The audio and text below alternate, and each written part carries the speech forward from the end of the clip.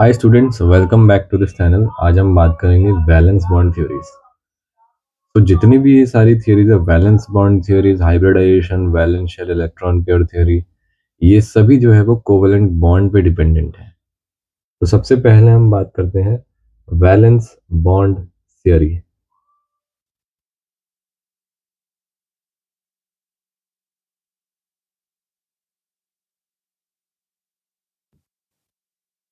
तो when we start about valence bond theory, तो सबसे पहला जो पॉइंट है वो हमें याद रखना है कि two orbitals overlap with each other. Now, overlapping की condition क्या है? Second point is that they should be half filled. They should be half filled and with opposite spin of electrons. Right? Half filled होने चाहिए जब भी वो overlap कर सकते हैं. Third point is that extent of overlapping. जो overlapping का एक्सटेंट है वो 50% से लेस होना चाहिए. एक्सटेंट ऑफ ओवरलैपिंग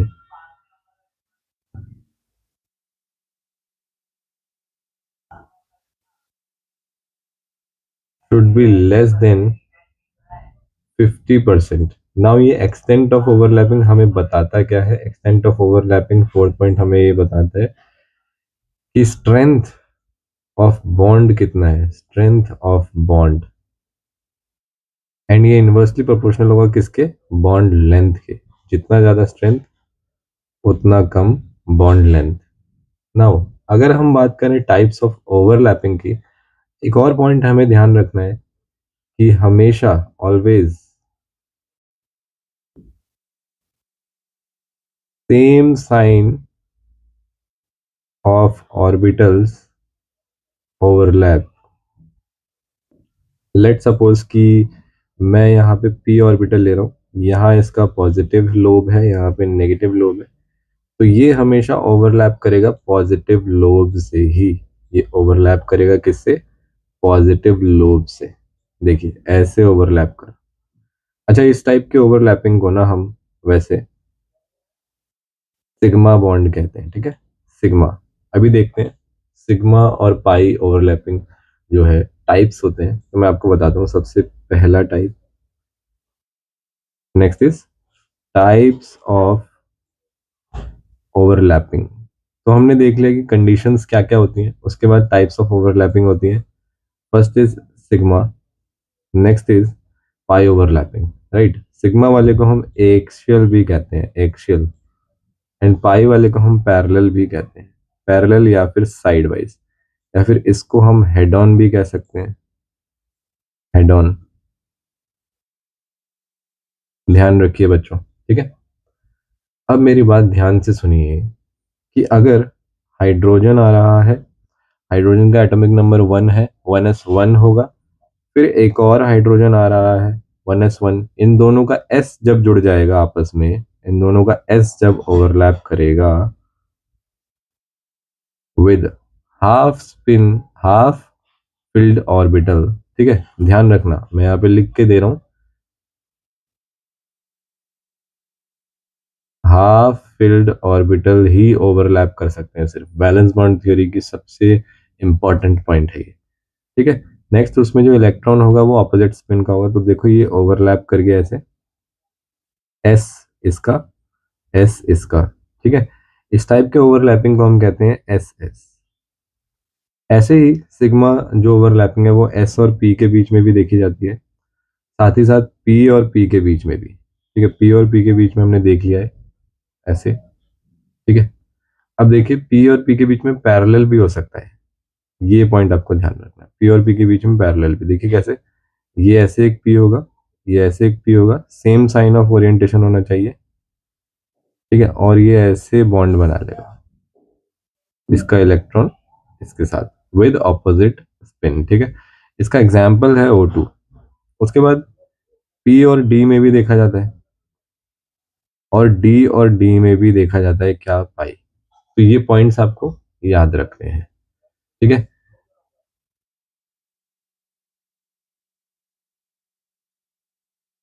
तो हमने टाइप्स ऑफ ओवरलैपिंग की बात कर ली है, ठीक है।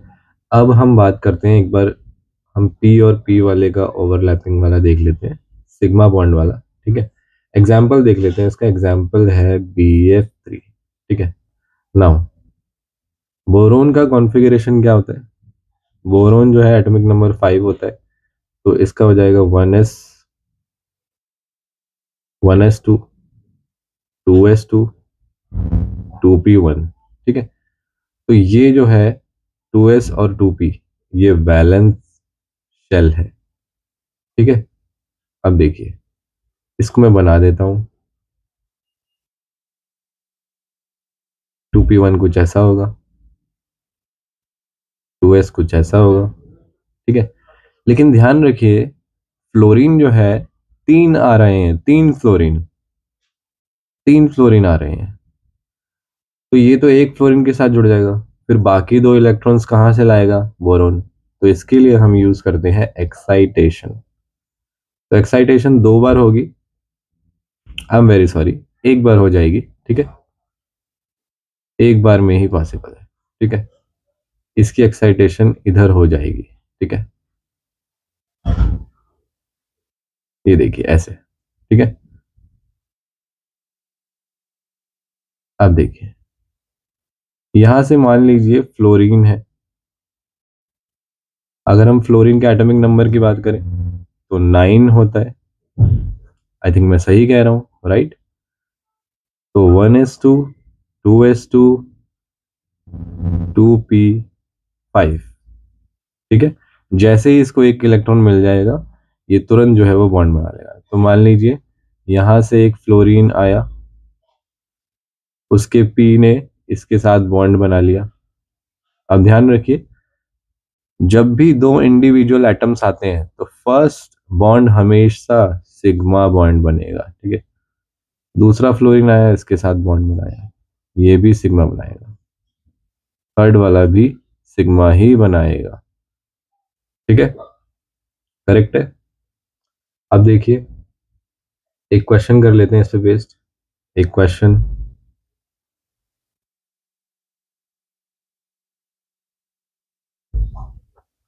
कर लेते हैं कि calculate the number of P pi and P D bonds in H2SO4। Okay, तो मैं लिख देता हूँ P pi and D pi bonds calculate करने हैं किसमें? H2SO4 में। तो अगर हमें H2SO4 का स्ट्रक्चर पता है तो हम ये इजीली कर सकते हैं। सल्फर यहाँ ऐसे होता है, ठीक है, और ऑक्सीजन ऐसे, और यहाँ डबल बॉन्डेड ऑक्सीजन होता है, ठीक है। तो सल्फर यहाँ अपनी मैक्सिमम कोवेलेंसी में 6, ठीक है, 6 बॉन्ड्स बना रहा है। तो सल्फर का जो है, मैं यहाँ पे इलेक्ट्रॉनिक कॉन्फ़िगरेशन लिख देता हूँ। अगर मैं बात करूँ इसका इलेक्ट्रॉनिक कॉन्फ़िगरेशन, ये जस्ट सेम होगा किसके? ऑक्सीजन के, बिकॉज जस्ट ऑक्सीजन के नीचे आता है। तो ऑक्सीजन का ही लिख देते हैं एक बार, 1s2, 2s2, 2p, yes please जल्दी बताइए।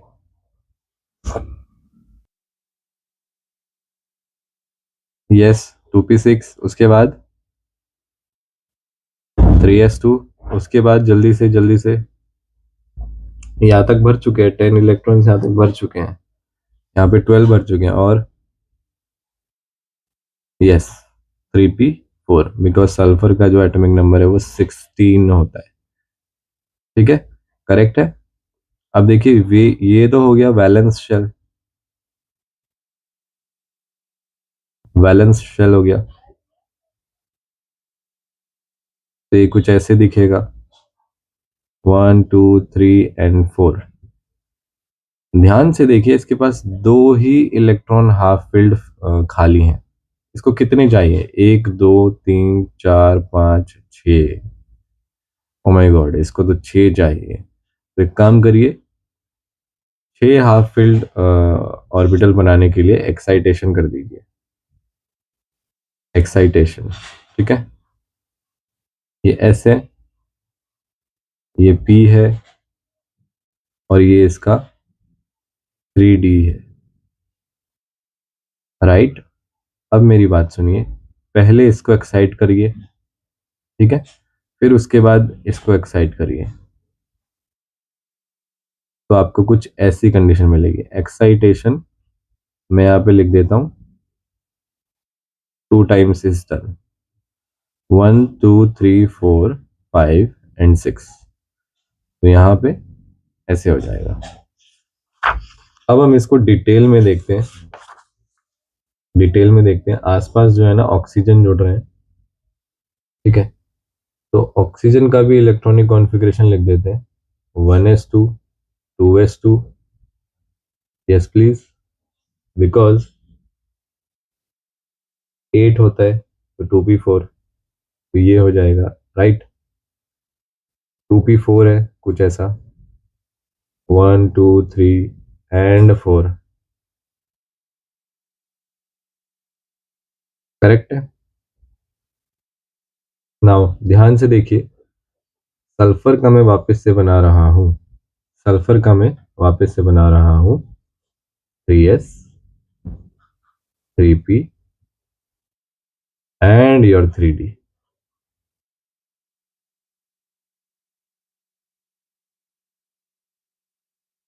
करेक्ट बात है भाई।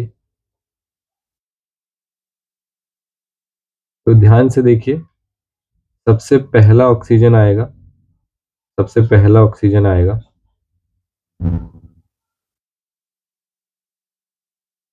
और वो एक बॉन्ड बना लेगा, सबसे पहला ऑक्सीजन आएगा, वो एक बॉन्ड बना लेगा इसके साथ। पहला बॉन्ड क्या बनता है, सिग्मा, ठीक है, पहला बॉन्ड क्या बनता है, सिग्मा। फिर वो दूसरे जो है वो, मैं आपको क्लियरली बता देता हूँ, ऑक्सीजन 1 मैं किसको बोल रहा हूँ, ऑक्सीजन 1 इसको बोल रहा हूँ, ऑक्सीजन 2 इसको, ऑक्सीजन 3 इसको, ऑक्सीजन 4 इसको। अच्छा, आप बोलेंगे सर ये किसके साथ बनाएगा, ये तो हाइड्रोजन के साथ बना लेगा, ठीक है। फिर उधर ऑक्सीजन 2, ऑक्सीजन 2, ध्यान से देखिए, ये वाला इसके साथ चला जाएगा, पी और इसका पी, सिग्मा बना दिया, ठीक है, और ये वाला हाइड्रोजन के साथ। फिर देखिए थर्ड वाला ऑक्सीजन, ये बड़ी इंपॉर्टेंट चीज है भाई, ये O3 नहीं है, ऑक्सीजन थर्ड है, ऑक्सीजन सेकंड, ऑक्सीजन फर्स्ट, ठीक है। अब ऑक्सीजन थर्ड जो देखिए, इसके साथ पी और पी के साथ पहला बॉन्ड हमेशा क्या बनता है, सिग्मा बनता है, ध्यान से, ठीक है। उसके बाद इसका ये वाला जो है ना, इसके पी के साथ ज्वाइन नहीं होगा, पूछिए क्यों, बिकॉज जब दूसरा ऑक्सीजन आएगा, जब दूसरा ऑक्सीजन आएगा तब उसको भी पहला बॉन्ड सिग्मा बनाना है, और जब ये भर जाएगा तो उसको डी के साथ सिग्मा बनाना पड़ेगा, पी और डी के बीच में सिग्मा नहीं बनता है, करेक्ट है। यहाँ पे ये जो है वो डी के साथ ज्वाइन हो जाएगा और पाई बना देगा, ठीक है, और ये इसके साथ ऐसे सिग्मा बनाएगा, ऑक्सीजन 4, और फिर ये डी के साथ बनाएगा पाई। तो हमने देखा पी पाई बॉन्ड्स नहीं बने, नो बॉन्ड्स सीन, और पी पाई बॉन्ड्स कितने दिखे, एक तो ये दिखा है और एक ये दिखा है, तो 2 bonds are same. This is the solution of your answer.